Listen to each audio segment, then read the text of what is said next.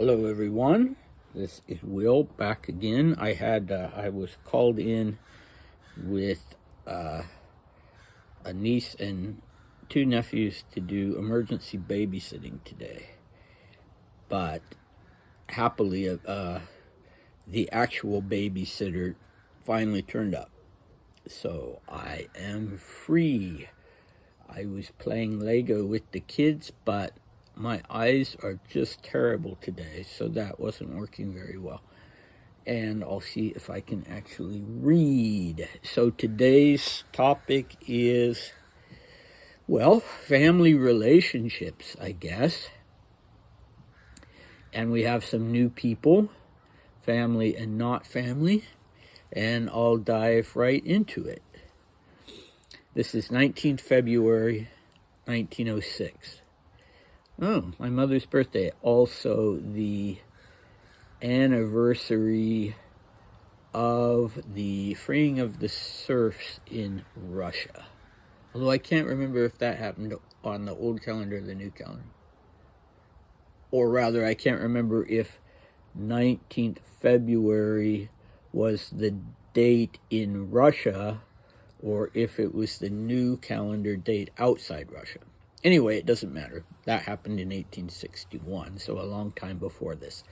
Okay, 19th February, 1906. On arriving today, i.e. having already arrived, there was a little scandal. A few minutes before tea, I frightened Uncle Nicky by hiding behind the door, and he was so angry that he grabbed me and started shaking me, grasping me quite painfully by the arm. I had never seen him like that before. His eyes flashed and got big, and I have to admit that I was scared, though I said it was very comical. Aunt says I made such a stupid face when Uncle was shaking me that it was horrible. In the morning, June came to see me. He just got back from Livonia yesterday.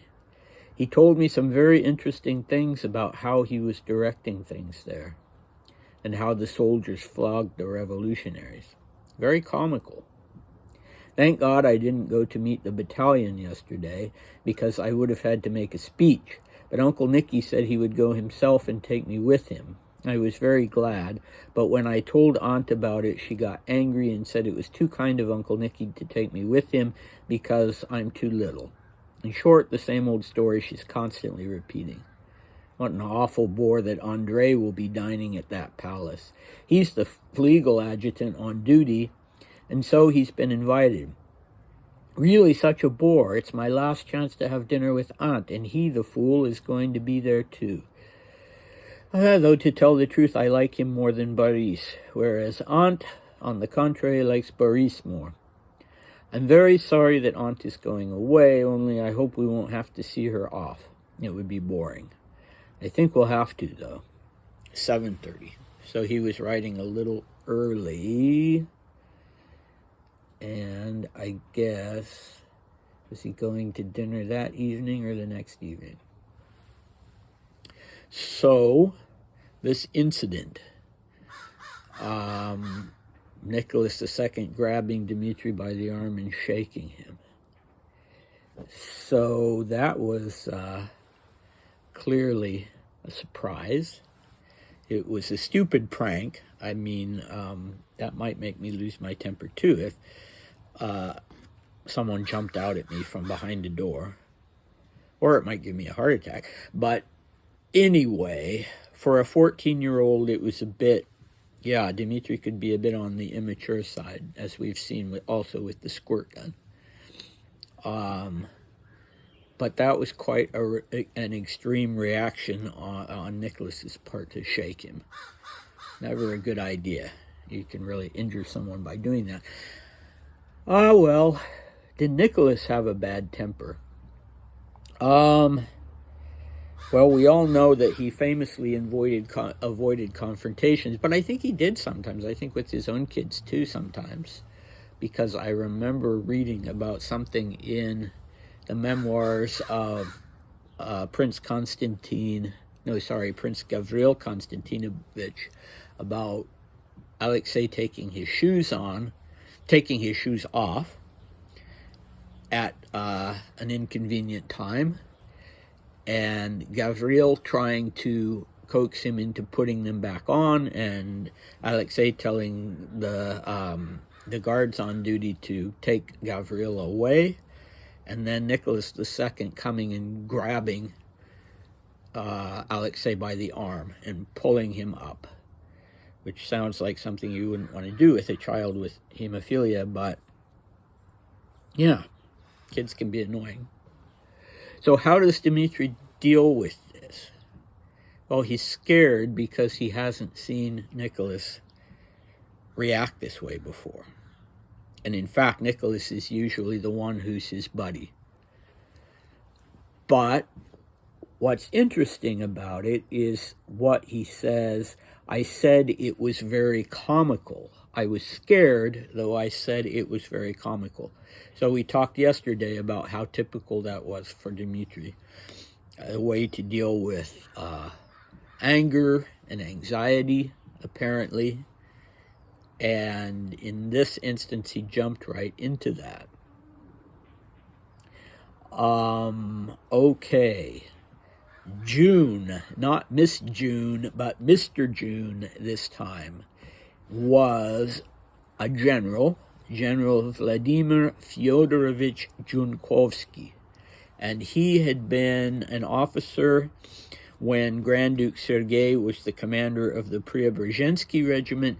Junkovsky had been an officer in the regiment, and the two of them had struck up a lasting working relationship, so that Junkovsky was Sergei's adjutant when Sergei was the Governor General of Moscow.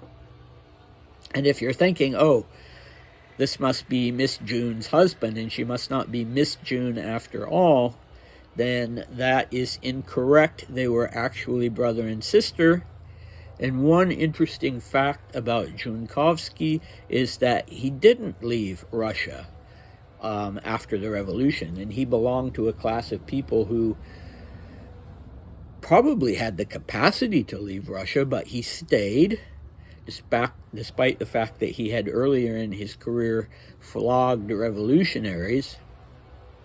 And my notes say that he became a church warden and a French tutor after the revolution, and I guess some people claim that he actually took monastic vows, but that is unclear whether that's true or not. And he actually survived. He managed not to be sent to a gulag or anything, quite extraordinarily, until that is the 1930s and the Stalinist purges, and he was shot in 1938. So apparently his past finally came back to haunt him, although plenty of people who had been revolutionaries themselves were also shot, probably more than than people like Junkovsky. So I didn't try to find out the details about what was going on in Livonia. In fact, I should have looked that up, because I don't even remember if Livonia was Latvia or Lithuania. I think Lithuania. But anyway, he's telling Dmitri about flogging these revolutionaries, and he perhaps was saying it over the course of dinner, or perhaps before and after, but people did tell these things to Dmitri. And actually, I'm just looking, Dmitri says he told me some very interesting things. So I wonder if Nicholas and Alexandra actually approved of this. I don't know. But anyway, what was Dmitri's reaction? Well, what would you expect? Very comical. So, yeah, this was how Dmitri was adapting to life in general. So maybe Nicholas was feeling a little guilty, because he then decided to do this favor for Dmitri, although I'm not sure if it was before or after the shaking incident.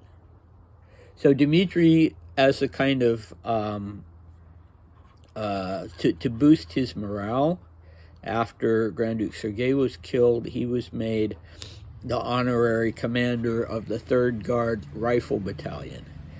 And if you look at the Grand Duke Dmitri's diary group on Facebook, you'll see a picture of him in his little uniform reviewing the battalion and walking behind Nicholas.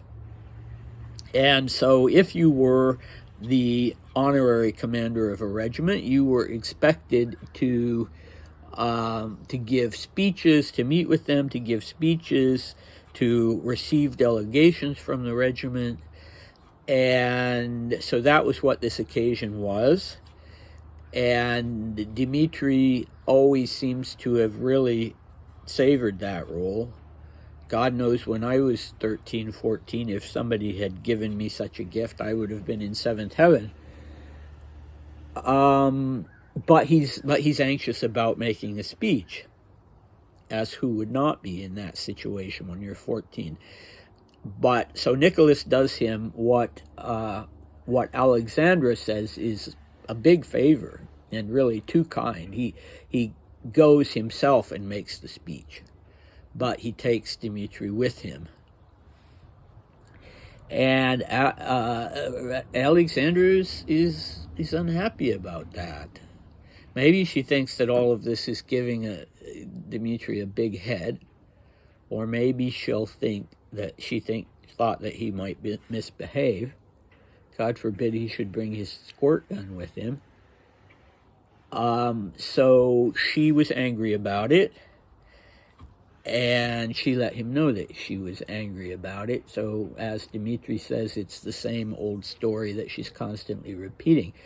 So we now have 2 new Grand Dukes, Grand Duke Andrei and Grand Duke Boris. They were Dmitri's first cousins, though they were quite a bit older than him. They were the sons of his father's brother, Grand Duke Vladimir, and there was another brother, Grand Duke Kirill, who infamously declared himself the emperor in exile after the revolution. And Boris was kind of just I don't know if he was stupid, but he was an unserious person who just was sort of a bon vivant and chased women and enjoyed life. Andrei had a serious side to him, and to me, he's the best of the 3. But he was no great shakes either, and he was kind of this wishy-washy dish rag of a guy. So I don't know. Dmitri doesn't specify why he likes Andrei better, and Aunt, presumably Ella, likes Boris better. And Boris, really until Dmitri became an adult, was considered the best looking of all the Grand Dukes and the most dashing. And he didn't marry until, neither he or Andrei married until after the revolution, and then they both married their mistresses that they'd had before the revolution. So Dmitri, even though he likes Andrei better than Boris, is not thrilled about Andrei being present. He doesn't seem to like him very much either, just relative to Boris. And he's really unhappy that this is going to spoil his last dinner with Aunt, who's going away. And that surprised me a little, because if you recall, he was concerned about her coming, that she was going to be strict and it was going to be no fun. But, he was an affectionate kid and she was being nice to him, and so he was sorry that she was going away, but in typical teenage fashion, he was hoping that he wouldn't have to go to the train station and say goodbye to her. If you recall, he had made an effort to go and meet her, but now he doesn't want to go and see her off. So that's it for that diary entry. Let's see, what's the preview for tomorrow?